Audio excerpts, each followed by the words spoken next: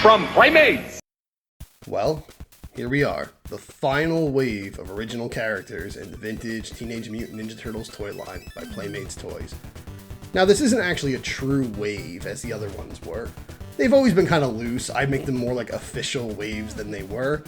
But these ones were really spaced out. Like, Shogun Shoate here is part of a mini wave that came out of Shogun figures that came out way after these. But the way I look at it is, these were all the final characters. There's only 6 of them, so I just clumped them all together because I'm not going to do a separate video just for Shoate.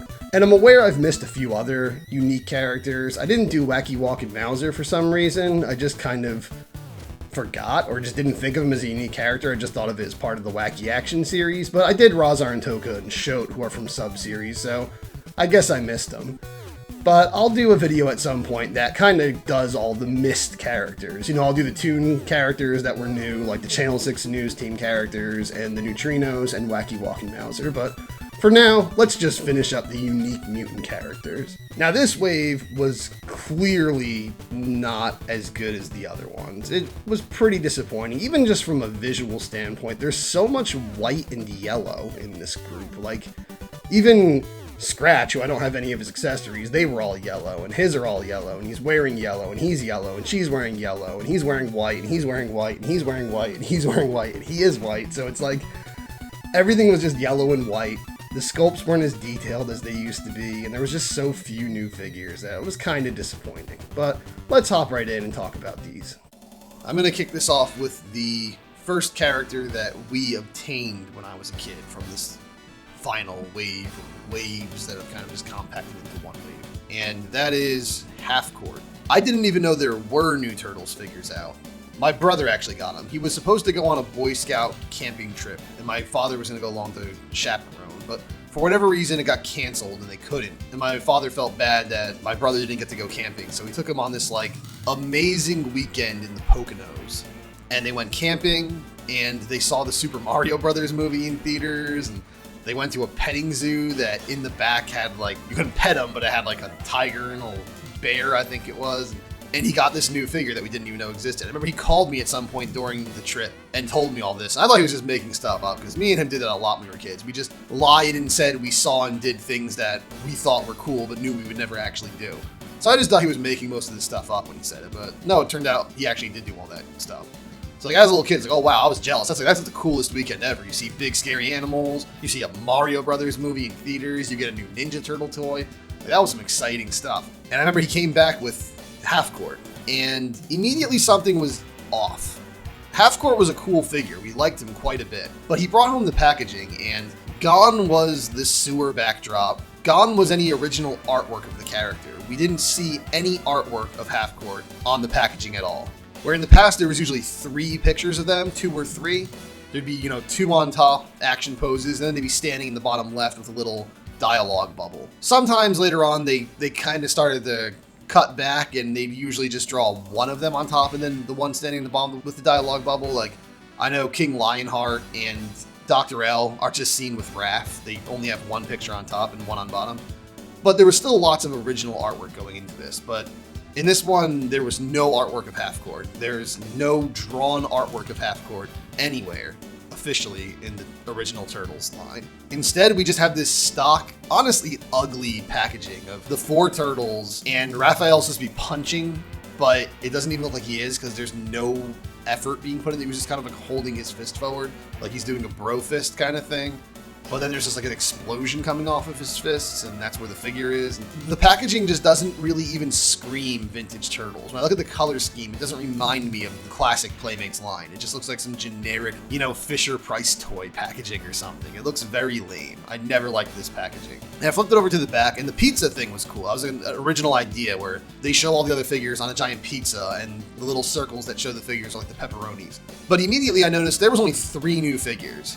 Just Halfcourt, Sandstorm, and the one I was extremely excited about was Mona Lisa. But that was it, just those 3. There was other figures, but they weren't terribly interesting. It was getting to that point where the alts for the Turtles were just getting really tired at that point. They had been samurais, They had been military guys, sports players, Olympic sports players, Happy Birthday themed, Wild West themed, Universal Monster themed. Like, we'd had every type of turtle at that point, where it was starting to get a little old. Some of them were still cool, but they were getting pretty tired at that point. And they were just doing really weird stuff after a while with the turtles, like the Star Trek turtles and the Troll turtles. So I wasn't really too excited about that. There was a lot of movie 3 stuff. I didn't really like the third movie, and the figures were really boring. It was just like a horse. Like, it didn't even look like a Ninja Turtle toy. It just looked like a model horse that you would get from some generic, like, war play set for historical figures or something. Like, it was just getting really weird and really boring. I was not digging a lot of the new figures they were doing. So as a whole, the packaging was really disappointing. But the figure was still pretty cool. I liked Halfcourt, I liked the extending neck, I liked how you could put the backboard on the back of his head, and how the hoop was going around his neck. He had interesting articulation that kind of helped it look like he was dribbling the basketball. He had unique colored accessories. He was a cool looking figure, he had a cool face. But again, he was never going to appear in the cartoon show, and there was only really 3 new characters in the line. And to be honest, Halfcourt and Sandstorm are kind of similar animals. Like, I know obviously, if you look at a giraffe, look at a camel, they look very different. One has a super long neck and really long forearms and is covered in these weird checkered spots. And the other one has a hump for a back and is all shaggy and stuff. But you look at their faces, a camel and a giraffe are pretty similar. And they're just similar types of animals, even if their body builds are drastically different. So it was kind of boring to get 2 characters who are so similar all at once, and pretty much nothing else. So the memory of getting Halfcourt is just a very quick change from ultra excitement to ultra disappointment. But it kind of went back and forth, because as much as I was disappointed in the packaging and the back of the package, when I saw they made a Mona Lisa figure finally, that was ultra excitement also. But it was a very mixed bag, and I think that's a very good way to symbolize where my Turtles fandom was going at this point. I still loved Turtles, but it was clearly on its way out at this point. There was more stuff I was getting much more into now. Like, by that point, I believe Ren and Stimpy was already part of my life. I was watching that all the time. And just Nickelodeon as a whole, I was watching Nickelodeon, Rugrats, and Doug and all that stuff. I was broadening my horizons then. So while Turtles was still like my number 1, it was very quickly leaving the number 1 spot. I would say honestly at that point, Nintendo probably already replaced Ninja Turtles for the number 1 spot. While I loved Nintendo that whole time, my fandom for Nintendo didn't die down over time, whereas my fandom for Turtles was starting to die down. And like I said, my reaction to Halfcourt is really the best representation of how my fandom was going at the time for Turtles, and where it would eventually end up. Now, one thing that got me very excited, honestly, is in Rise of the Teenage Mutant Ninja Turtles, the current series. As anyone knows, they really don't bring back a lot of recurring characters. You really just have the 4 Turtles and April, and they've brought back this very, very different take on the Shredder. But they've teased something. There was an episode where they teased that, they're going to make a ton of mutants. And they show Bebop and Rocksteady in there. Very stylized, but Bebop and Rocksteady are there. Cajun Leatherhead is there. And most exciting and shocking is Halfcourt is there. It's undeniably Halfcourt. It's a basketball-playing giraffe with the backboard on the back of his shoulders and the hoop around his neck. And to be honest, I really like his design. He looks a lot like Patrick Ewing from the New York Knicks. Like, he looks really cool. And that would be crazy. I don't know if this was just like a one-off shot that was just like an Easter egg for long-term Turtles fans, but I really kind of hope that they actually do start to bring in more of the familiar characters and they actually do something with Halfcourt. It'd be interesting if he was a villain, because he was meant to be a hero, but I'm always down for more villain. But it would be very cool if they did that, and especially if they made a new Halfcourt figure in that style. I would definitely buy that. I do not collect the Rise of the Teenage Mutant Ninja Turtles line, but I would definitely collect that figure if they made one. And honestly, if they started to make more of the traditional Turtles characters, I hate to be such a nostalgia goggles kind of fan, but if they started making figures of the more classic characters, I'd probably start buying some more of them. The new characters are cool. I mean, I really like the designs for a lot of them. Like Repo Mantis is a very cool design. I like Hypnopotamus, but I don't like follow Rise ultra close. I follow it casually, where I see an episode here or there, and I'll just, watch a review of what happened. But anyway, Halfcourt, cool figure, definitely a cool looking figure, but a disappointment in my childhood as well. Then up next is Sandstorm, and Sandstorm is the last new character that I ever got in the Turtles toy line. I don't know if he was the last figure we ever got, but he was definitely the last new unique character. And boy, was he disappointing. We said we really wanted him, but honestly, the want wasn't super strong. It just would have been nice because, like, okay, that will round out all the characters, but we never saw him in stores. We weren't really hunting for him that hard. Eventually, one of my brother's friends was like, you can just have mine. He's kind of broken, so you can just take him. So my sister was babysitting my brother's friend's little sister. Something like that. I don't remember. My brother's friend gave my sister the toy to give to us, and she came home and she gave us this white plastic bag. And we opened the white plastic bag, and this guy was not a little broken. This guy was totally broken. Torso was broken in half. Both legs were disconnected. Head was disconnected. Arms were disconnected. Like, we had to put this guy back together. This actually was kind of like a lesson in how the figures were constructed, because we didn't really open them prior to this. But we finally put them all back together. We snapped everything together. We thought he was fixed. Though I do think we didn't quite realize that the inner skeleton was missing pieces. But anyway, we thought he was fixed. We snapped them all together. We stood him up. He stood up fine. Then we're like, oh, let's test that action feature. It's supposed to be when you twist his waist, he sort of swings back. It was supposed to look like a tornado, kind of, like it's like a sandstorm. I don't know, it's a really weird action feature. It's just a power punch action feature from Masters of the Universe, but it doesn't really work because his face sticks out longer than his fists do, so it's not much of a power punch as it is a power kiss. I guess if he's holding like the scimitar, then it's like a power slash. I don't have any of the accessories. But anyway, so we twisted him to try out this action feature. And as soon as we twisted him and let go to watch him twist back, he just blew up and just fell apart. He just crumbled back into a bunch of pieces.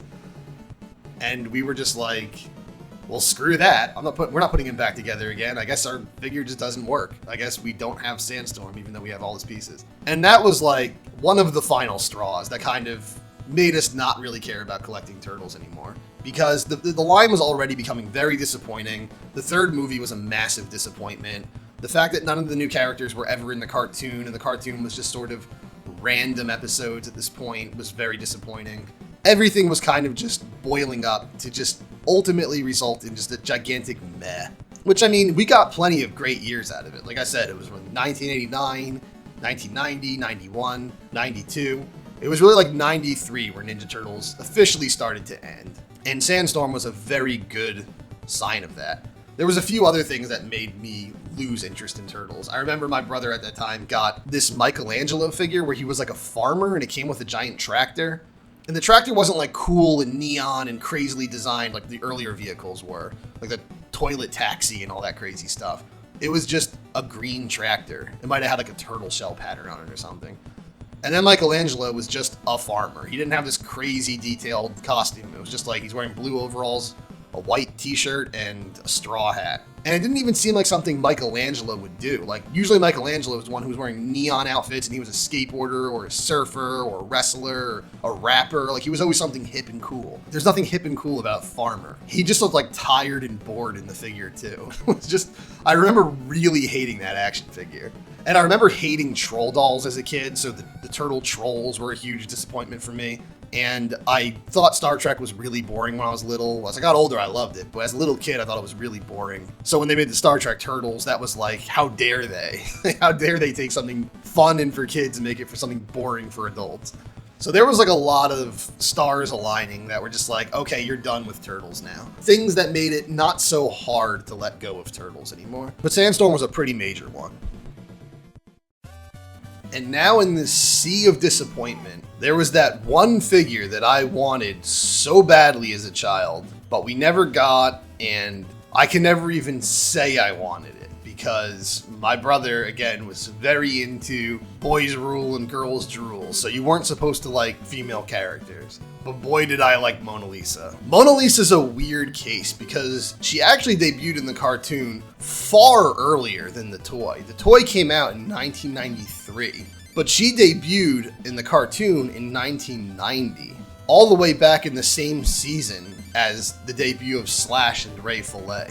It took them so long to make a figure of her because they were so uncertain about making female characters. Like, oh, they won't sell. I guess they felt a little more comfortable in making her because she's a mutant. But anyway, I remember vividly, it was 1990 or 1991, I believe it was 1990, and It was like any other day. We were watching Teenage Mutant Ninja Turtles in the afternoon. It was around 5 o'clock. I think it came on after Beetlejuice on USA, like the reruns. And the episode Raphael Meets His Match came on. And when Mona Lisa showed up on the screen, my little 5-year-old heart started thumping. Like, I thought she was the most attractive thing I had ever seen. For some reason, I was extremely attracted to this lizard lady. And the fact that she was like naked kind of excited me. And something about her green skin I found sexy. And I was just very, very attracted to this character. I couldn't take my eyes off the TV screen. I was glued to it. But during the episode, my mom calls and says, "All right, kids, dinner." And all the other kids ran into the kitchen to eat dinner. And I was desperately trying to like make up things like, "Be up in a second, I have to put a book away," or something. Like, I was making up all these excuses just so I could watch Mona Lisa longer. But eventually my mom was like, "Just get up here, you'll do whatever that is after dinner." So I had to turn the TV off. I raced into that kitchen. I ate that dinner faster than I've ever eaten anything in my life. And then I ran back down into the rec room and I turned the TV back on and it was the ending credits. I was so disappointed. And I was hoping I would see that episode again so I'd be able to see more of Mona Lisa because I missed like half of the episode. I was praying for so long that that episode would come back on. And it never did. I never saw it again. Obviously it played again, but I never ever caught it. And I just went years having this like secret crush on this character. And I mean, I totally only had the crush back then. It's not like I still do or anything. Mona Lisa, Mona Lisa.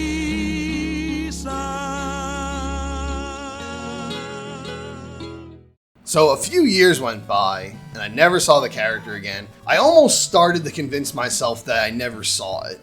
Like, I just thought it up, even though I know it happened. But then he came home with this toy, and Mona Lisa was there on the back, and she had an action figure. And I couldn't say anything again because my brother was all about no girls. But I was like screaming inside with joy when I saw Mona Lisa. And I instantly started plotting like, what kind of excuse can I create why we should get this figure? I was like, oh, well, she's a lizard. She's not a human, so maybe she's cool. Maybe we could get her then. And it could slide. Or I was even thinking like, maybe I could get her and, you know, keep her in the closet hidden under my clothes or something. It was really weird.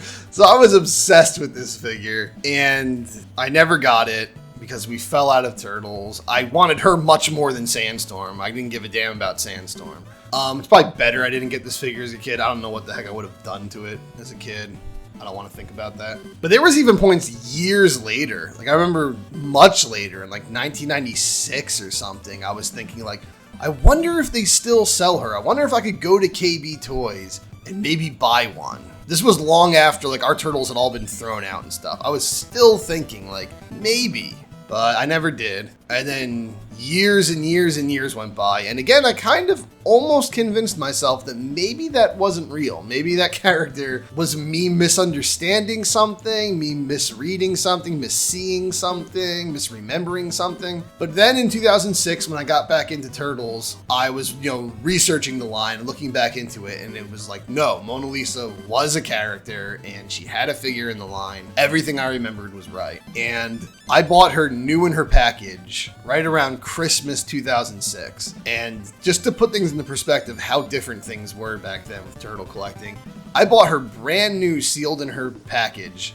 for $10 on eBay. 10 smackers. She doesn't go for that loose with none of her accessories anymore. And I ripped the package open. I held on to the card back. I had it for years, and I still have all the other card backs and little profile cards and stuff that I had over the years, but somehow the only one I've lost is the Mona Lisa one, even though it was with all the other ones. They were all together, but somehow I lost the Mona Lisa one only. Figures, like one of my favorite Turtles characters, one of my earliest cartoon crushes, probably the only one at that age other than Ariel from The Little Mermaid. Those were my two big childhood crushes. They were both cartoons and they were both half animal. I was a weird kid.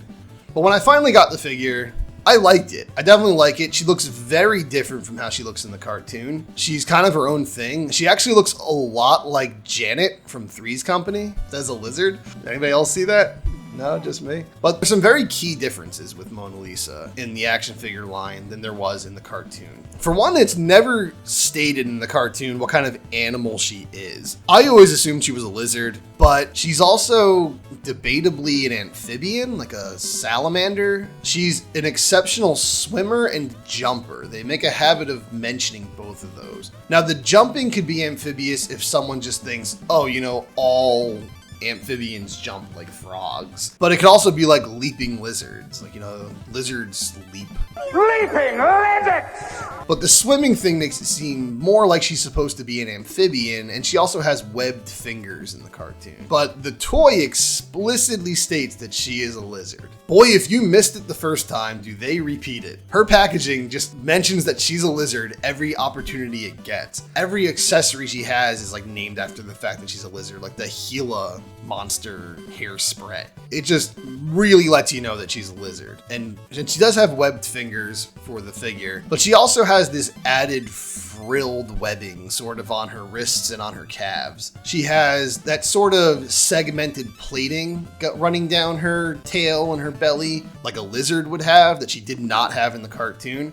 And she's also wearing like a yellow onesie, like she's wearing a swimsuit. Whereas in the cartoon, she was just naked and her belly was yellow. It was kind of funny in the cartoon that she doesn't wear anything except a bandana around her neck and a belt. What's that belt holding up? Like, you're naked. Why are you wearing a belt when you're naked? But for the toy, she wears the belt on top of the onesie. But it's still like, why are you wearing a belt? It doesn't hold anything. It's part of the sculpt. It's just kind of there to break up the monotony of the sculpt, which it looks nice.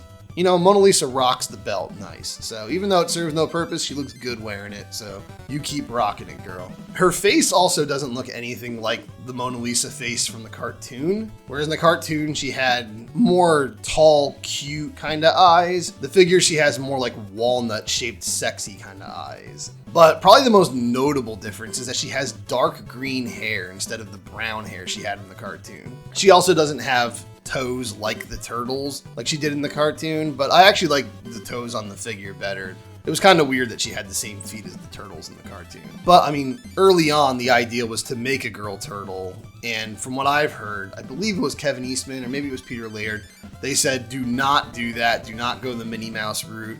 We will never let you do that. So make her a uni character instead. So they made her a lizard. And then ironically, you know, eventually they made Venus de Milo. But we don't talk about her here. I think the oddest detail on the Mona Lisa figure, though, is on her back, where her shoulder blades would be. You can see the shape of a turtle shell under her onesie, but it's not the size and shape of her back. It's just this small little thing, kind of the size of a backpack, but there's no straps implying it's a backpack. It's painted the same color as the swimsuit she's wearing. It's just this weird little turtle design sculpted onto her back. I don't know what purpose this is supposed to be. Why does she have this tiny little turtle shell thing on her back? My only guess is this figure is very simplistic. As they often did with female characters, they never wanted them to look ugly. They were very bent on making them look beautiful. So they made them very under-detailed. The male figures would be covered in tons of crazy detail because they were all gross and stuff. But the female characters, they were always obsessed with making them look as glamorous as possible. So they always had very soft, sleek skin, nothing really getting in the way of the sculpt. And I think the sculptors went crazy because they love cramming in detail. So they just figured, hey, on the back, by her shoulders, let's just cram this in. That's my only guess. Or maybe they just didn't know how to sculpt her shoulder blades. They were coming out badly. It's like, screw it, she's wearing a turtle shell. We don't have to sculpt it. But regardless, I do actually like this figure quite a lot. I do think it's a good figure, but that's more just the design I like. I like this design of Mona Lisa, but I don't like it as much as the cartoon one. But as far as being a figure goes, it's not the greatest, admittedly. It takes a lot for me to say that because I'm such a huge Mona Lisa fan, always have been. But being honest, it's a pretty lame figure. She has extremely limited articulation. One of her hands is permanently like kind of on her hip. It's kind of floating above her hip, but she has this sassy pose with the hand on one hip. And I like the pose. It's very cute, but it just makes holding her accessories a problem. She comes with so many accessories, and I know I'm just beating a dead horse at this point, but I just really don't like it when the character can only hold one weapon and then they have a sea of weapons sitting at their feet. And on that point, her weapons are ridiculous. Like, they're actually really messed up and insulting. thing. Like, just because she's a female character, she comes with like hairspray and a nail file, the Gila hairspray, the ninja nail file and stuff. It's like, really, man? Come on. She comes with a mace, but it's a recycled weapon from Stored Shell Raph, Blowfish mace. It just seems kind of lazy. I can understand giving her one of Raph's weapons because she was Raph's love interest, but it does seem really disrespectful to give her just a bunch of, a bunch of weapons you'd find in a cosmetics bag or something. And they did the same thing for Caleb the Neutrino later on. They gave her like a hairbrush and like a mirror and all this stuff. It was really stupid. And it's kind of funny because in the cartoon, Mona Lisa isn't really like that. The toy did more of that than the cartoon did. The cartoon, she's actually very tough. She's, spunky and she's snarky and she has the wisecracks like Raph, and she's tough and can hold her own and, beat the crap out of anybody, really. She's a very formidable fighter. But she's also, fun and likable. She's like, they did a good job with her in the cartoon, but in the toy line, they're just like, screw it. She uses hairspray and all she cares about is looking good and dressing fashionably. And it's like, wow, that's pretty low, guys. She's also made out of this weird, softer, more rubbery plastic than the rest of the figures. She's like very bendy. It's weird. Most figures are made out of very hard plastic, but yeah, she's very under-detailed. She doesn't strike a great likeness to the cartoon one, and her accessories stink, and her posability stinks. It's extremely limited. And she also just has that usual vintage female figure problem that I've stated before, that I always hated, where their heads are always very, very small, and the figures are very skinny and not as fun to play with as the male figures that are big and chunky. So I kind of wish that she was a little more exaggerated in her proportions, the head bigger and everything, so she was a little more fun to play with. She wasn't so delicate. I am really hoping, though, that NECA, when they've been doing these classic animated series versions of the characters, every time they announce new ones, I'm always holding out for a Mona Lisa one, because the second that someone announces not only a new Mona Lisa figure, but one that is exactly her 1990 appearance in the cartoon design, I will buy that in seconds. I don't care what the price is. I will buy that.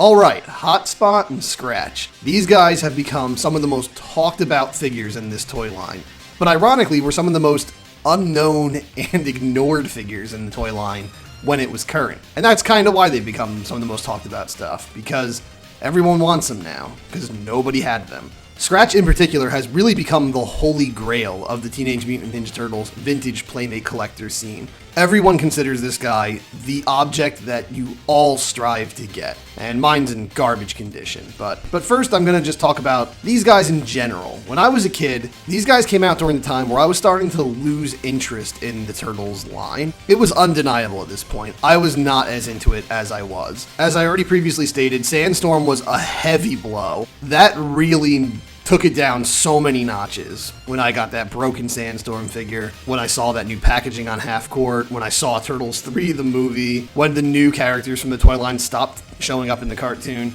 It was just undeniable at this point. I was losing interest in Turtles very fast. And it was a long time before Hotspot and Scratch came out. And when they did, it really felt like too little too late. Not only was it just 2 random New Mutant characters, as opposed to like a whole wave of New Mutant characters, but it was kind of the 2 most boring animals they could have picked. Just a dog and a cat. Domestic dog, domestic cat. As I've already stated, I love dogs. I am a total dog person. I think they're the greatest things in the world.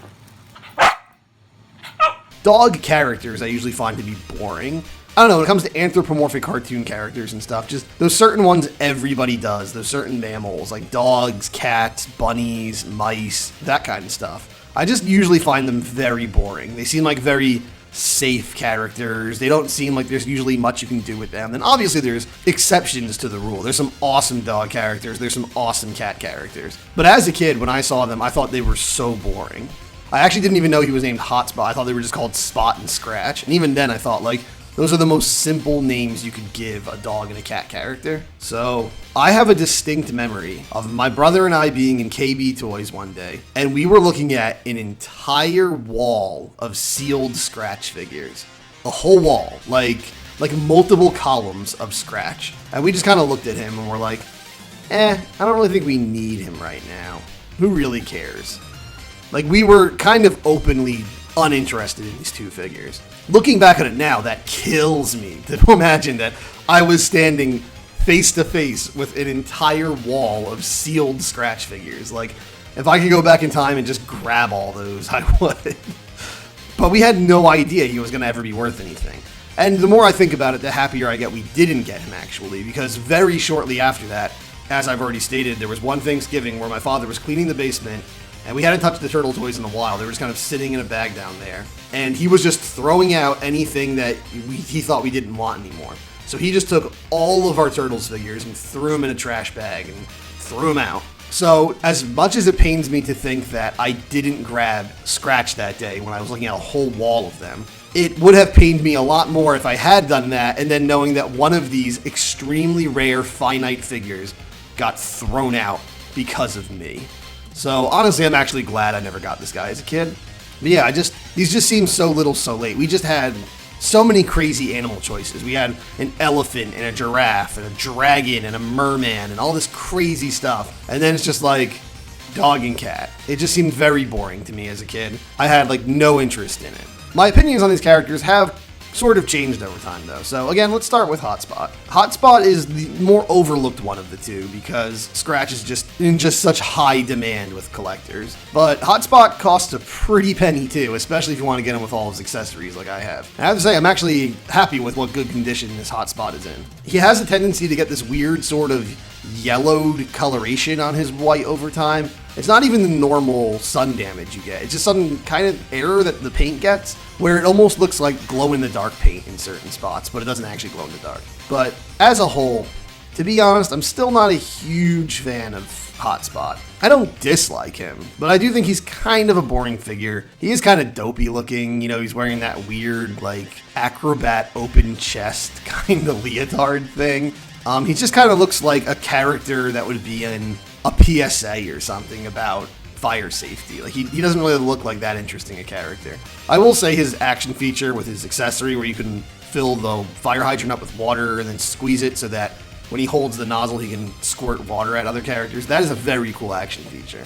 And he's not a bad toy, but he's just a bit bland. I don't know, I don't find him that interesting. It's kind of weird how he's always looking up. The look on his face is kind of dopey. Not a terribly huge fan of Hotspot. But again, I don't dislike him. I still think he's a cool figure. I just think this guy was really too little too late. This toy was not going to be enough to keep people into Teenage Mutant Ninja Turtles because I wasn't alone. I think most shellheads were getting out of Turtles at this point, at least ones my age. So they really needed that ringer. They needed those few figures in the wave that would just hook us and keep us collecting, and this was not it. Clearly neither one was because it didn't work. But let's move on to Scratch now. Scratch, I actually think is really cool, honestly. As a kid, I liked him less than Hotspot. And I'm guessing most people did because Hotspot's slightly more common than Scratch, implying that more people bought Hotspot than Scratch. But honestly, I think Scratch has a really cool look. I love that sort of sleazy, shit-eating grin on his face. Like, that expression is just priceless. I love it.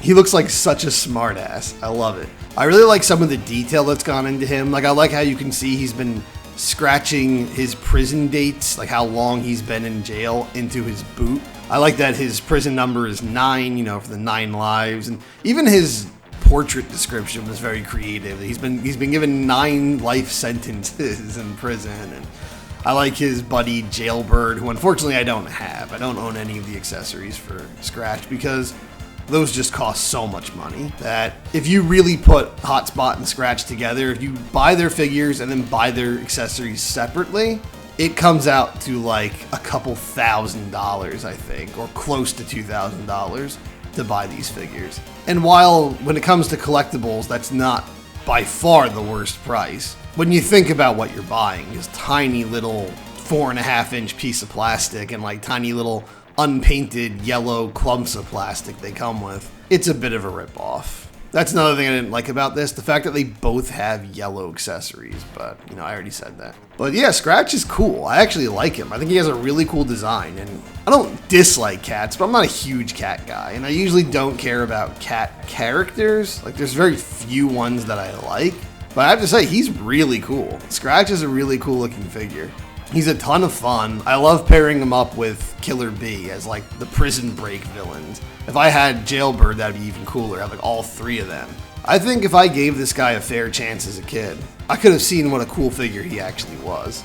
He almost looks like a cat character who could have been hanging out with Paula Abdul in those like Scat Cat crossover songs and videos.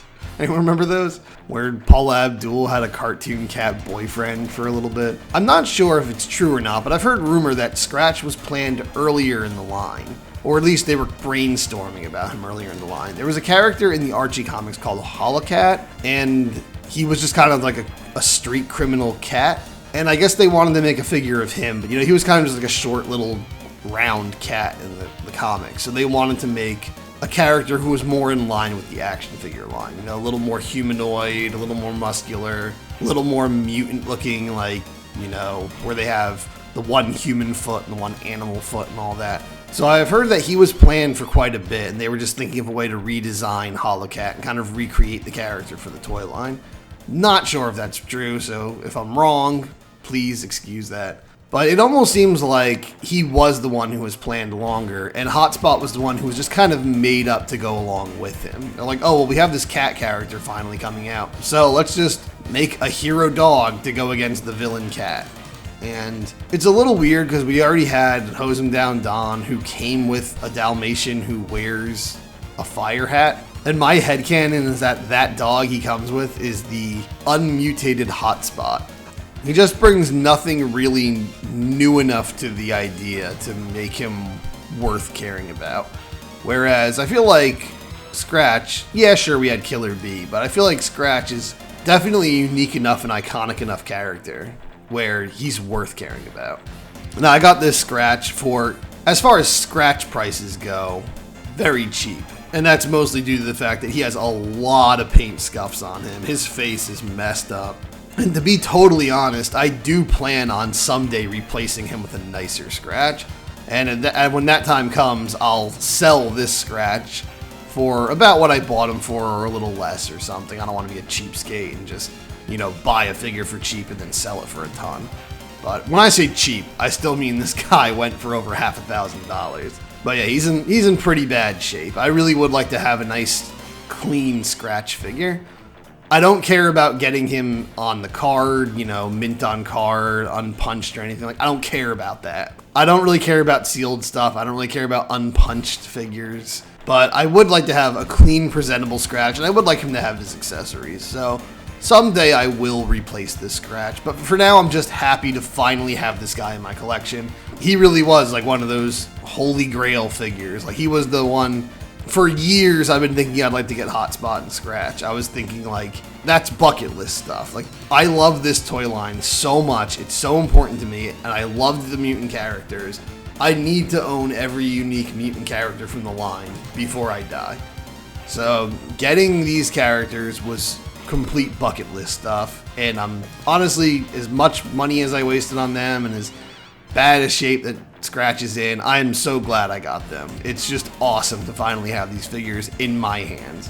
So Hotspot and Scratch, not too crazy about Hotspot, but I'm still glad I have him. He is a nice looking figure, and I love Scratch. I think he's one of the best things near the end of this line.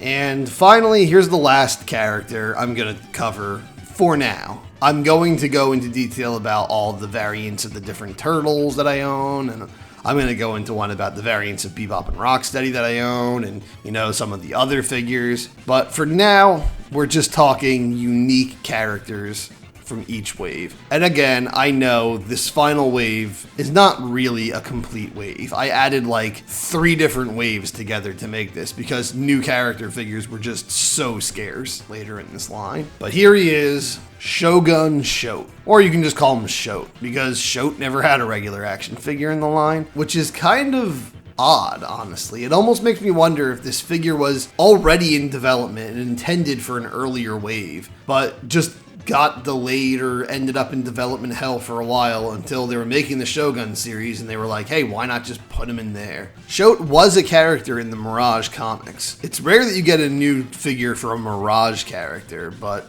Shoate was from the Mirage comics, and holy cow, this guy is so badass. I would have loved this figure as a kid, but unfortunately, I really wasn't with the line anymore when he came out. I remember my brother's friend on the school bus was showing us one of those Christmas wish books, that like all the department stores would put out back then. JCPenney and Sears and all of them. Kmart. Probably it was a Kmart one, I'd say. And he was showing us the Ninja Turtles that were in there. And I remember him showing us the Shogun set because I remembered Shogun Triceraton. And I remember him saying it's so lame because it's just the regular Triceraton figure just repainted and they put some armor on him. So I imagine Shogun Shoate must have been right there. And I didn't see him. Like, I didn't acknowledge him somehow. Which is so weird because this is honestly the figure that might have gotten me back into Turtles. Like, look at this guy. He's this angry as hell reptile beast man who's just got giant teeth, giant claws. He's just buff as hell. He's got all these sharp weapons. Like, this dude just looks so mean. I love dinosaurs. I know he's not actually a dinosaur, but he looks like a dinosaur. He looks like a T-Rex. This guy was everything cool. So it's really a shame I didn't know about him, or more so, it's a shame they didn't put him out a little earlier. If this guy had come out when Hotspot and Scratch came out, I would have been way more into collecting that wave. Shoate, I didn't even know existed until much later in my life. I was already in my late 20s when I found out this toy existed. And I got him very shortly after I found out about him, to be honest. And I actually got him new in his package for a surprisingly good price, because this guy's pretty pricey. I got him brand new in his package. I know this is going to kill some of you collectors out there, if any of you are even watching this. But I ripped him out of his box. I did it extremely nicely. I took an X-Acto knife and just opened it around along the bottom and opened it up, took him out, and then closed it back up. And you can really not even tell that it was open unless you really study it. But I had to, you know, for my kid self's sake. As a little kid, I would have loved to look at this figure. I would have loved to take it out of the package and play with it and study every inch of it. So I wasn't going to just leave it in a box because that goes against everything I was about when I was collecting this line. And I just want to see the figure out of the package too. I'm not really a sealed collector.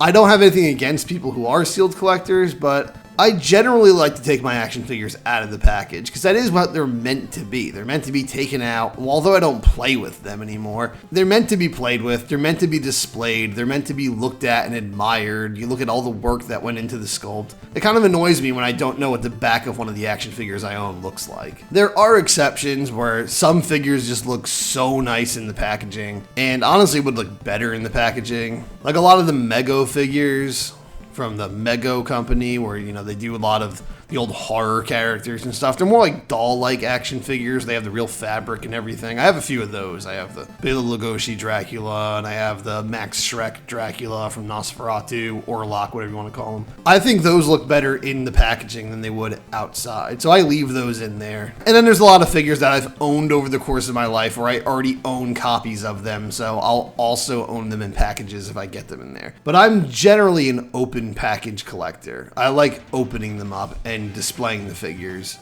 as they are. So I regret nothing about taking Shoate out of his package. And honestly, it was still cheaper than buying him individually with his accessories, or buying him individually and then buying his accessories separately and putting them together. And honestly, when you get this guy loose, he so frequently is just missing, you know, just one or two pieces of his armor. So it's really just better to just buy him complete in the package, I think. And yeah, this figure is so cool. This figure is awesome. He can't really hold all of his accessories at once, but I've found a way where you can really put the katana on his hip and it kind of looks like he's got it sheathed at the side and he's holding all of his accessories. But I just love the design of this guy. Like, his face is just so cool. He actually almost looks like the way King Koopa looks when he turns into a dinosaur at the end of the Super Mario Brothers movie. Like, he has that same face. But I love the like dry brushing they did on him with the green to the sort of beige skin color. It's just really cool. It makes him a lot more interesting where he's not just, you know, an all green reptile character. I just love how big and menacing this guy is. His hands are huge, his feet are huge. I'd say the only design choice I don't like on him is the fact that he has no tail. I find that really weird. Aside from the four turtles, he's really the only reptilian character in the entire line who doesn't have a tail. Like, Triceraton has a tail, Slash and Toka have tails, Mondo Gecko has a tail, Mona Lisa has a tail, Scaletail is a tail, Hothead has a tail. But Shoate just kind of has this human butt on the back. And the fact that he's just got the white kind of wrapped up here, it just looks like he's wearing, you know, briefs or like a diaper or something. And it really takes the coolness down a notch, I think, on him. If he had a big tail sticking out in the back, I think this figure would have gone from awesome to one of the coolest figures in the line, probably. And it is a little disappointing when you look on the back of him how a lot of the detailing is not painted. They kind of skimmed out on the detail on the back. But in general, he's a very cool looking figure. He's sort of like the new samurai character for this wave. There's almost always a new samurai character. You know, there was Usagi Yojimbo, there was Panda Khan, there was Chrome Dome, there was Hothead, and now there's Shote. I feel like this guy would have been totally fine just as his own thing, not part of the Shogun series. He's the only unique character in the Shogun series. And the Shogun series really didn't even need to exist. It's kind of just a nicer looking version of the movie 3 Turtles. I don't own Shogun Triceraton, and I'd like to get him at some point. He is a cool looking figure, but he's just like Shote in that he doesn't come with all of his armor typically when you buy him loose, and he's not as interesting as Shote. He's just a repaint of an earlier figure with some more accessories put on him. So I'm not really willing to pay a lot for him in the package like I was for Shote. I would rather get him loose if I could, if it was cheaper. And he's also a little disappointing because, like, for the billionth time in the toy line, they've just recycled the accessories of Slash. Slash's weapons molded in a different colored plastic. It's been done to death. Like, they did so much of reusing Slash's accessories. But yeah, Shote is awesome. Alright, so here it is, the ranking for the final 6 figures in the Teenage Mutant Ninja Turtles toy line. At number 1 is definitely Shogun Shoate. He's just really, really cool. I love the vac metal on him, the intricate detail that goes on the armor pieces on him. I love like the kind of dry brush wash they have all over him. His face is just so menacing. Great figure. At number 2, honestly, even though I didn't think much of him as a kid, I'd put Scratch, because I actually think it's a really cool figure. Not just saying this because he's like the holy grail of the toy line or anything. I just think he's a really cool toy. I really like the expression on his face and everything, and there's just really creative stuff in the sculpt. Like, it's minimal, but the details that are there are cool, like how he's, you know, scratching the days he's been in prison into his boot and everything. So at number 3, I would say Mona Lisa. She probably doesn't deserve to be at number 3 because she's not the greatest figure, as I said, but she is the best female figure in the line. That softer, gummier plastic she's made out of makes it easier to be rough with her, and the tail really helps with balancing and everything. She stands better than the other figures, and she's just a much more interesting character than the other female figures in the line. She's the only woman in the line who's a mutant. All the other ones are human characters, or, you know, like Kala the Neutrino. They're always like human-like, so she's the only like mutant woman in the whole line. And she does have a good sculpt, and I do like her design. It's just not on par with a lot of the male figures. But because I like this character so much, she's getting bumped up to number 3. I mean, if this was a ranking of characters, without even having to think twice, she would by far be at number 1 of these guys. But I mean, this is not ranking the character, this is ranking the figure, and I think I'm already cheating by putting her at number 3 just because of my personal bias of how much I like the character. So probably not the number 3 best figure, but she's going there for me because she's Mona Lisa. I gotta put her that high. Number 4, I'd say Halfcourt. Halfcourt's very cool. I do like the design of him. Very fun, very expressive, and I do have an attachment to him because he's the first figure from this wave that we got when I was a child. But there are things about him. The paint application is really poor. They didn't paint like the numbers on the back of his jersey. They didn't paint the basketball rim around his neck. They didn't paint any of his wristbands and stuff and braces and knee pads. They didn't paint the spots on like parts of his arms and on his back. Like, they didn't even paint the basketball that he's stepping on. His sneakers are just all blue. There's like really no paint on this guy. And his accessories are a little crap. Like the fact that Riff the Ref can't stand on his own, you have to prop him up against something, is inexcusable. Like, there's no reason why that guy should be not capable of standing. I understand he's a flamingo and it's hard to make a flamingo stand, but that's unacceptable.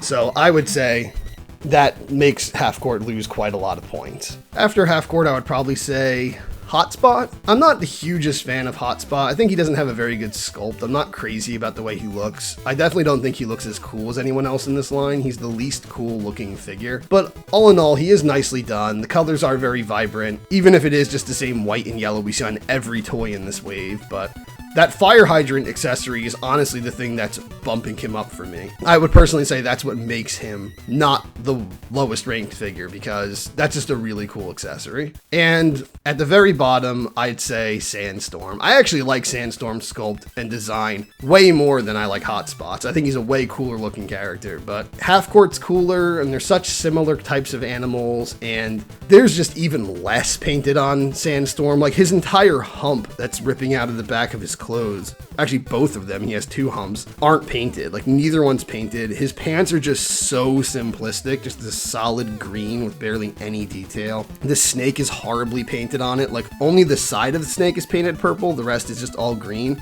And when you see this guy on the back of the package in the promotional shots, he's got so much color on him. He's got so much painted detail that's all just white and silver on the figure. The articulation is really minimal on this guy and kind of boring. I don't know, like that's the biggest problem with this figure, I think, is that it's not a bad figure, it's just a boring figure. He's just very unmemorable, and I don't have any of his accessories, but his accessories are kind of not that great. I mean, they're pretty creative, actually. They're actually rather creative, but I don't know, they just don't look too pleasant on him.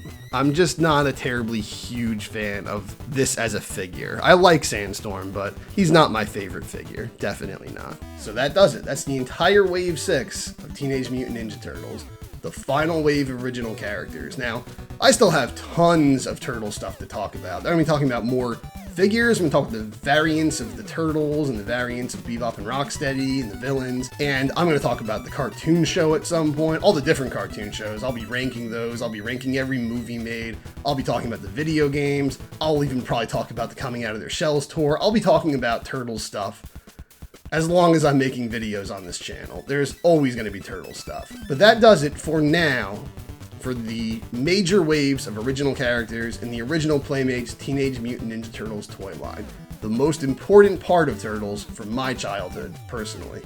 I hope you were able to enjoy these very, very long looks at these old toys, and I apologize for the length of them. I know these aren't the lengths that people usually want to click on when browsing through YouTube. So if you stuck through all of these, congratulations, like that's a commitment. And I hope I was able to not only, you know, entertain you with my stories about my experiences with these figures, but maybe, you know, bring back some of those experiences you had with these figures. And I know everyone online has talked about these figures already. I mean, who hasn't talked about how rare Scratch is and how cool it was getting Bebop and Rocksteady for the first time as kids? Every channel already has done that back in like 2008. But that wasn't the point. I just wanted to talk about my experiences with these figures and my opinions on these figures, and I hope it was entertaining enough for you. So stick around, there's going to be more turtle stuff eventually, so keep watching. Do all the liking and subscribing and the sharing and the bell stuff.